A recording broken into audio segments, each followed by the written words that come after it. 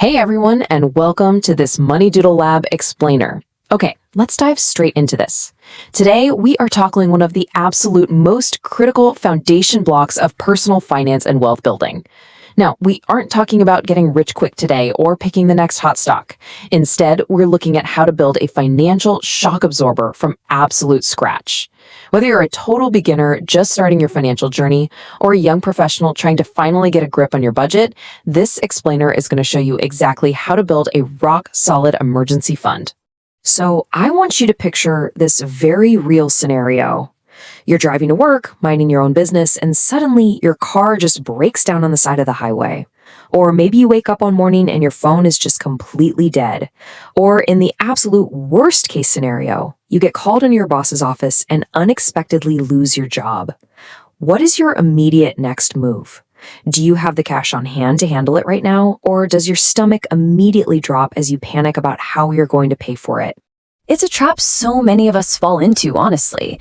Most people simply don't plan for financial emergencies because, well, we subconsciously believe that disasters only happen to other people. But life has a really funny way of proving us wrong, doesn't it? When you don't have a buffer, a temporary problem like a flat tire or a random medical bill can so quickly turn into a massive financial catastrophe because you're forced to rely on high-interest credit cards or sketchy loans just to survive the week. To make sure that never happens to you, we're going to follow a really clear 6-part roadmap today.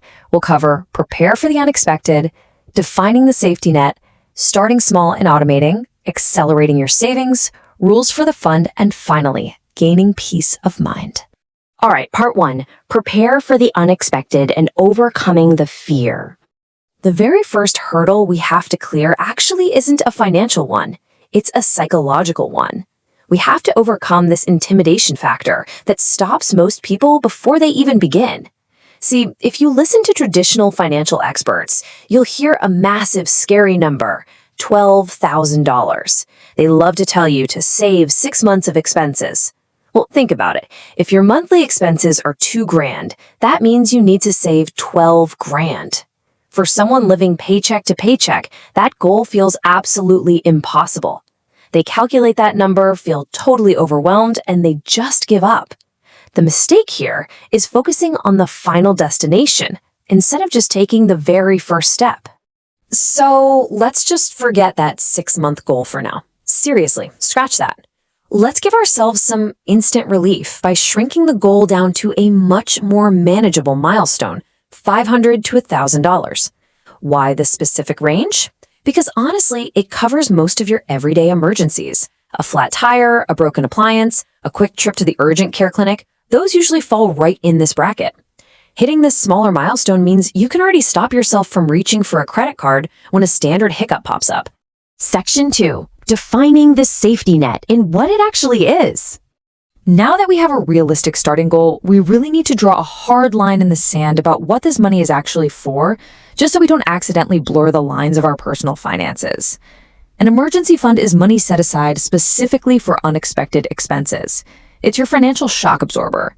Think of it like a personal insurance policy that you are writing for yourself. You are not putting this money into the stock market. You aren't locking it away in complex ETFs. It needs to be liquid, accessible, and ready to deploy the exact second something goes wrong, so you never have to borrow money. We've got to set absolute boundaries here. On one side, we have genuine emergencies, unexpected medical bills, a sudden job loss, or essential car repairs so you can literally get to work. On the other side, we have things that are absolutely not emergencies, vacations, a weekend shopping spree, or upgrading to the newest smartphone just because yours is a year old. Now, it sounds simple out loud, but trust me, when you see a nice pile of cash sitting in your account, the temptation to magically redefine what an emergency is becomes incredibly strong.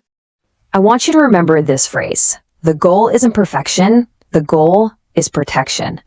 Literally nobody on earth starts their financial journey with a fully funded emergency account. So do not feel bad if you're starting at absolute zero today. Every single emergency fund out there, even the ones sitting at $30,000, began with the very first dollar. The key is just getting started. Which brings us to section 3, starting small and automating, which is all about building the habit. This is where we take the theory and turn it into actionable reality. We are going to open the account and start funding it today. The very first step, open a completely separate savings account. Do not keep your emergency money in your everyday checking account. If it sits right next to your grocery and entertainment budget, I promise you, you will spend it. Naming it something like Safety Net or Financial Freedom Fund creates a really powerful psychological barrier. Then start ridiculously small. I mean it. $1 a day, $5 a week, or $20 a paycheck. Whatever amount feels so insanely easy that you won't quit. Small deposits create momentum, and momentum is far more powerful than motivation. Now, we're all humans, right? We are emotional creatures. Some days we feel incredibly disciplined, and other days we just want to order takeout and forget our budget exists. That's why automation is a total game changer. It removes emotion from the equation completely.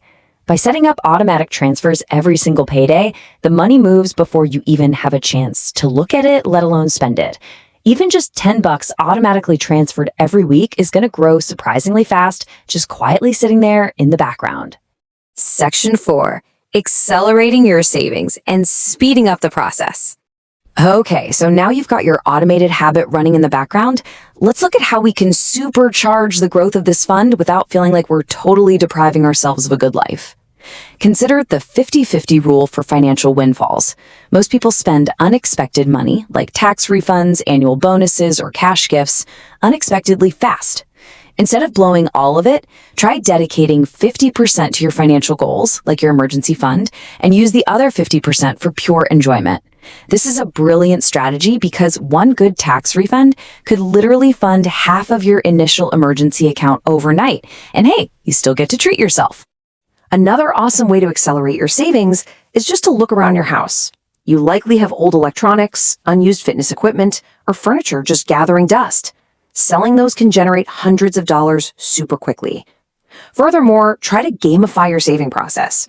Challenge yourself to save every single $5 bill you receive in cash, or sweep all your credit card cashback rewards directly into the fund, or even try a no-spend day once a week. People stick with financial goals way longer when it feels like a fun game rather than a strict punishment. All right, Section 5, Rules for the Fund. This is all about protection and refilling.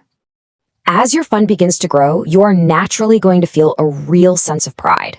But with that cash comes temptation, so we need strict rules to protect this money from bad habits. Before you ever transfer money out of your emergency fund, ask yourself one absolutely vital question. Would I still buy this right now if I had to put it on a credit card and pay 20% interest on it? If the answer is no, then it is absolutely not a true emergency. It is a want disguised as a need. This simple mental checkpoint is incredibly powerful for protecting your hard-earned savings. You have got to protect the fund from predictable expenses like holiday shopping or a fun weekend trip. Those should be saved for separately in your regular monthly budget. However, when a real emergency inevitably happens, because let's face it, it will, use the money absolutely guilt-free. That is exactly what it is there for. Do not feel bad about draining it for a medical bill. Every time you handle a crisis without going into debt, your fund did its job perfectly. Just focus on refilling it immediately afterward. And that brings us to Section 6, Gaining Peace of Mind, which is truly the ultimate reward. We've talked a whole lot about the mechanics of saving money today, but let's shift gears to the profound psychological benefits of having this financial safety net in place. When you have zero savings, every single minor problem becomes a full-blown crisis. It's stressful, it's overwhelming, and frankly, it keeps you up at night. But when you have a fully funded emergency fund, everything changes. You gain breathing room, you gain flexibility. A blown tire isn't a disaster anymore, it's just a minor inconvenience. The stress just melts away, leaving you with total clarity. And that leads us to this foundational truth. Peace of mind is literally one of the most valuable financial assets you can ever own. The true purpose of an emergency fund isn't about hoarding cash like a dragon in a cave. It's about buying yourself options. It's about eliminating anxiety from your daily life so you can actually focus on building long-term wealth, investing for the future, and, just enjoying your life. Let's recap how we get there, building this shield one micro milestone at a time. Because you don't build financial security in one giant leap. You start by saving just $10. Then you push that to $50, then $100. Before you know it, through automated habits and smart choices, you hit that $500 mark. And eventually, you're going to look back and realize the financial safety net you once thought was totally impossible has actually become your everyday reality. I'm going to leave you with this final, somewhat provocative thought. The best day to start building your emergency fund was yesterday, but the second best day is right now. Will you start today? Seriously, take just 5 minutes after this explainer finishes to open that separate account and automate a $5 transfer. You've got the tools, you have the roadmap, and now it's totally up to you to take action. Thank you so much for joining me for this MoneyDoodleLab explainer. Keep learning, keep saving, and I will see you next time.